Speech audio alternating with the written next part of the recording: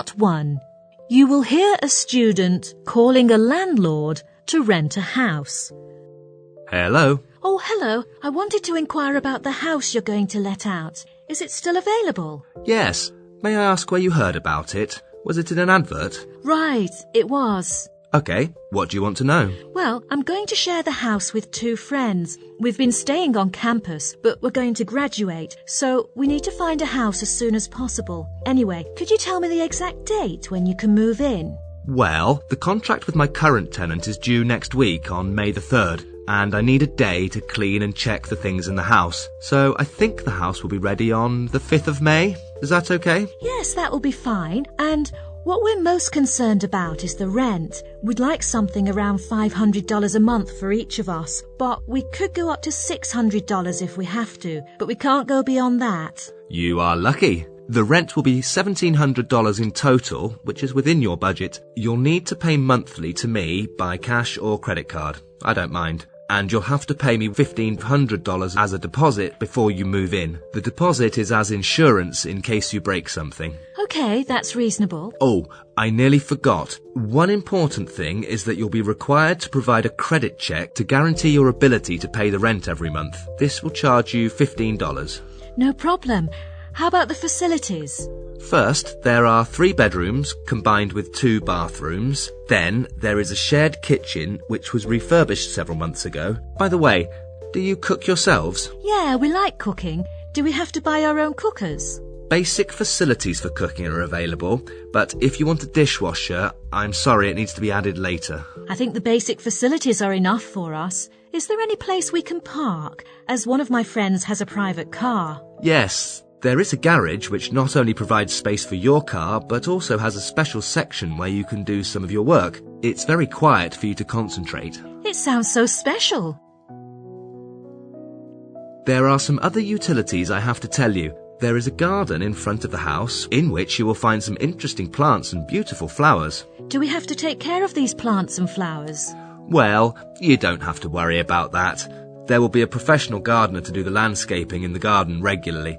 But you do need to help water the grass once a week. Is it a problem for you? Of course not. We'd like to do that. Another thing is, in this district, every household is arranged with a cleaner responsible for cleaning up the rubbish and recycling. But this service will cost you $15 every month. What other bills do we have to pay? Bills for electricity, water and gas will also be covered by yourselves. Okay, one more question. Is air conditioning available in the house? If you mean central air conditioning, I'm afraid there isn't at the moment, but each room has a conditioning unit which is installed on the window.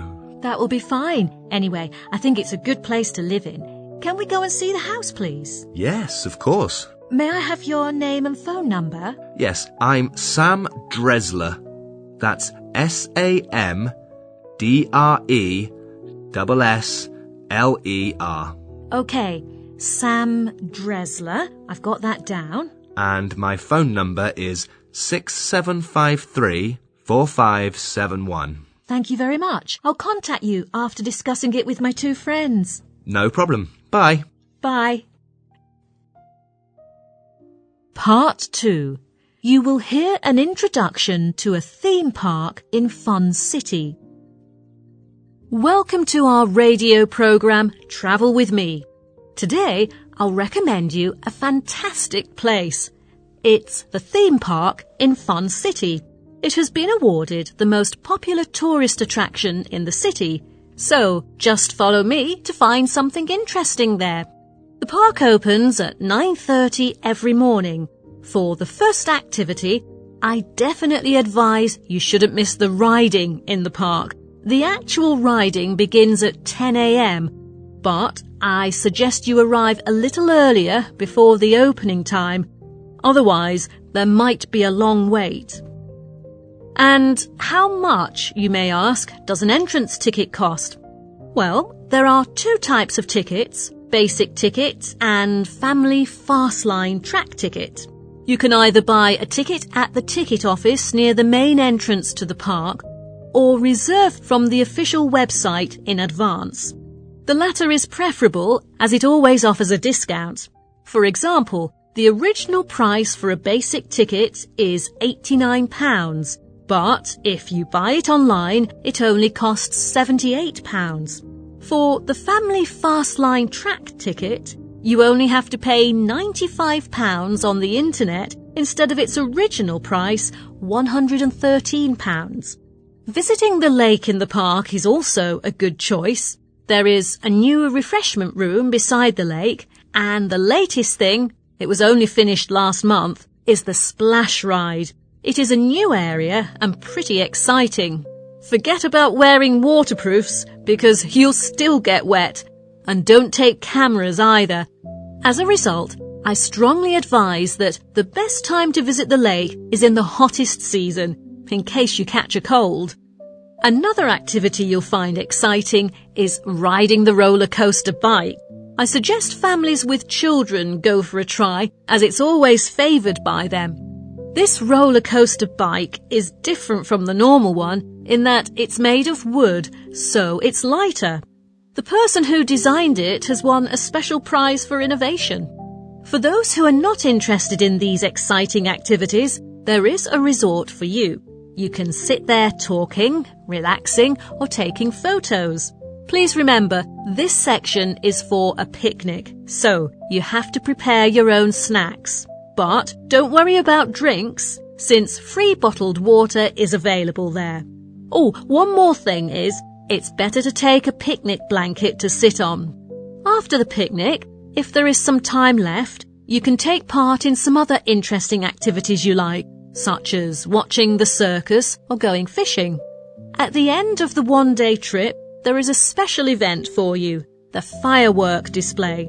You'll enjoy a spectacular show in the sky. Everyone is cheering. I think it's a must for you, with a perfect ending of the day.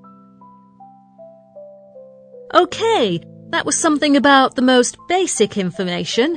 And now here's some more practical information about 4 popular activities on the brochure of the theme park, because some people want to know whether they're worth trying. Well, let's first look at the Cowboy Show. It's a dance show by a group of boys wearing cowboy boots and hats. What they perform tells the stories of cowboys' life. Rest assured that you don't need to queue for hours to get in. So, please come and enjoy it. Then there is the driving school ride. In this activity, you can try a variety of vehicles. But please note that this one is only for those below 1.2 meters. The staff will measure your height at the entrance. Parents can just have a rest on the chair and watch their kids playing. You don't have to be worried about safety, as everyone is guided by a coach throughout the process. As to roller coaster jumping, it is the scariest activity, as you will experience the vertical dropping, so it might be a good choice for those who like extreme sports. Of course, children are not allowed to join in.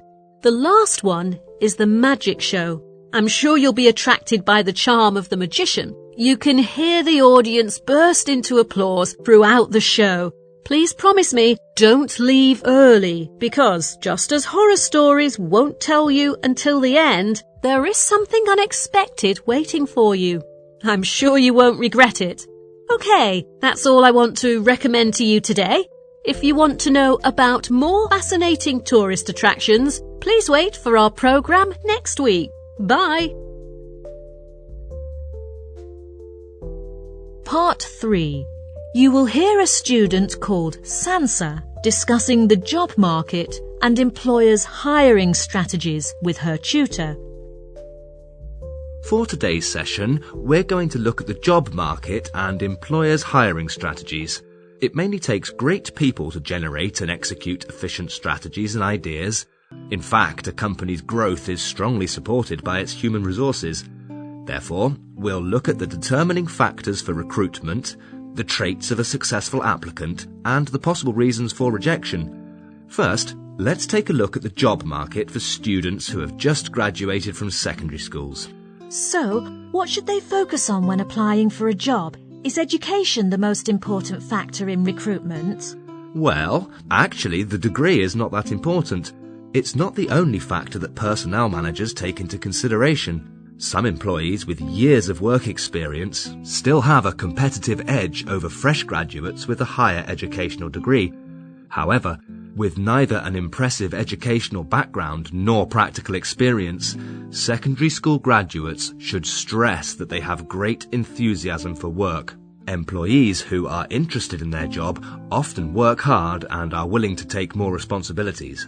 What else should they highlight during a job interview? Well, it is wise for them to demonstrate that they possess valuable characteristics, such as curiosity, willingness to learn new stuff, and good interpersonal skills. Companies favour applicants who are easygoing and fit in quickly. Right, but I guess things get harder for women to re-enter the workforce and reconnect after raising children at home. Absolutely. After taking an extended absence from work, women with young children have to strike a good balance between work and family. Changes have to be made within the family to ensure they have sufficient working hours. Apart from that, they are working with totally new colleagues in an unfamiliar workplace. After even 2 or 3 years of absence, they face challenges of rusty or obsolete skills. Even though they're quite confident in themselves, they often find it hard to adapt to these changes. But on the other hand, many employers find these mature women valuable assets in the workplace. They are excellent role models for younger employees, as being quite motivated and with strong work ethic. Indeed, employers not only need qualified, but also flexible and well-trained employees. Given the experience, perspectives and stability, these women are offered unique opportunities in today's workplace. Yes, exactly. So what kind of people do companies generally find unwelcoming? Will they consider candidates from a rival company? Well, actually, hiring employees from a competing firm is not a taboo. Highly skilled workers are always welcomed no matter where they're from. What concerns employers the most is how they left the previous company that they had worked for years. If they have been fired, they must have done something wrong during the previous job. What about people who remain unemployed for a considerable period of time? Well, this type of employee isn't at the bottom of the employment list. The reason why they remain unemployed is the key. Most companies cast doubts on applicants who left the job simply because they didn't like the working hours or the work assigned. Have you read any articles about worker retrenchment? Yes, worker retrenchment on a massive scale is sometimes introduced as one of the short-term measures to resuscitate the industry through the reduction of overhead costs. Workers are also laid off as companies restructure and reform. But what happens to these retrenched workers afterwards? Is it easy for them to find another job? Well, generally companies are reluctant to hire them. Why is that? They must have plenty of work experience in the previous industry. Isn't that a strength for them in the job market? Actually, new industries are eager to hire experienced workers, but retrenched workers know nothing about other industries, and it also costs employers more to retrain them. They need training courses to acquire relevant skills and qualifications for a new career. Our government is providing public training programs to help them identify their current skills and acquire new skills to improve their career options. Isn't that right? Yes, but retrenched workers are generally too old. They are less motivated and energized at work. Companies thus prefer younger employees to them. They are also reluctant to adjust and are unwilling to be retrained. Do retrenched workers from companies with big names have an advantage over other job applicants? No. Employers today value skills more than where they're previously from. Right. So, what are the most common factors of rejection during application? Applicants are rejected mainly for 3 reasons. First, they have experience and skills that are irrelevant to the industry. Even experienced workers may receive rejection letters. Wearing appropriate clothes and how they look during an interview are key to a successful interview. No matter how good their presentation skills are, a shirt with stains or informal clothes like a pair of jeans only means the applicants aren't taking the interview seriously. Yes, during an interview, formal dress is key to a good start and will inevitably affect how people evaluate you later. What's the third factor? Let me guess, is it interpersonal skills? Yes, companies are eager to hire people who can work well with others and fit in quickly. It's difficult to work in an environment full of conflicts. Therefore, people who don't get along well with others are often rejected. Part 4. You will hear part of a lecture on organic farming. Hi everyone, what I'm going to talk about today is organic farming. Let's first look at what organic farming is. It can be defined as one or more systems of production which don't use synthetic fertilizers, man-made pesticides, herbicides, antibiotics, or livestock feed additives to grow crops and raise animals. Virtually all organic farmers prefer to use renewable resources and recycling to give what conventional farmers might consider waste back to the soil of Mother Nature. From this, we can see organic farming is a sustainable production system, which is one of its advantages. Organic farmers use numerous techniques to promote the quality of life of plants and animals within existing ecosystems and minimize pollution that occurs with all conventional farming practices. Another benefit is that, with the increasing consumer demand for a healthier, more nutritionally balanced product, the sales of organically produced food are promoted. According to the research, it has become the fastest growing sector of agriculture and has shown an annual increase of at least 20% during the last 6 years. What's more, both chemical fertilizers and synthetic pesticides consume non-renewable resources such as oil and coal. But the development of organic farming can lower the demand for these fertilizers and pesticides, so it is conducive to the conservation of essential energy. At the same time, it also can reduce industrial pollution caused by the production of these chemical substances. Organic farming differs greatly from the traditional one in a number of ways. Let's discuss it from the perspective of agricultural biodiversity, firstly. For instance, earthworms are an important indicator of soil fertility. Studies have shown that the density and species number of earthworms in organically managed soils are 3 times as high as those in conventional fields. Moreover, the biodiversity in organic farming can also be reflected in the number of insects, which is twice as many as those in traditional farms. This might be highly related to the fact that organic vegetables are grown without any human-made pesticides, making these vegetables more likely to be damaged. The other main difference between organic and traditional farming lies in crop yields, one of the biggest concerns of organic farmers. Organic farms, though possibly well adapted for certain local environments, produce less food per unit of land. For example, organic vegetables like tomatoes and potatoes yielded are 40% less than conventional ones. In addition, research has also found the number of weeds produced in winter is about 90% at present, which has decreased by 10% than before. However, lower crop yields in organic farming are still inevitable at the moment. Anyway, organic farming is a new direction for agricultural development. These days, a variety of organic products are cultivated not only for humans but also for animals. For example, organic grass. It is commonly used in organic farms to feed cows. Because of the non-use of synthetic fertilizers or pesticides, it can protect cows from diseases brought by large-scale breeding, thus ensuring the quality of raw milk. But an interesting phenomenon is that its production has remained constant these years, which is quite unique compared with other types of crops.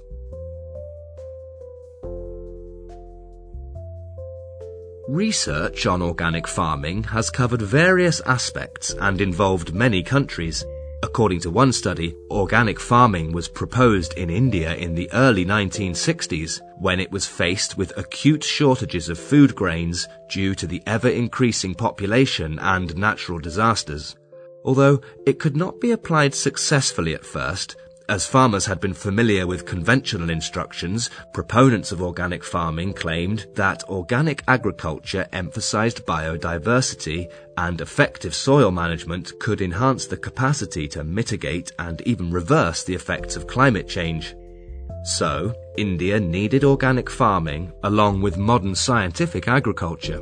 The study shows that in 2016, India became the country with the largest number of organic products, and the production of crops kept growing year on year.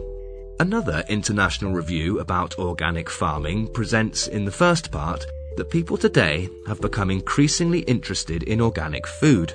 And this opinion is quite the same as that of other articles.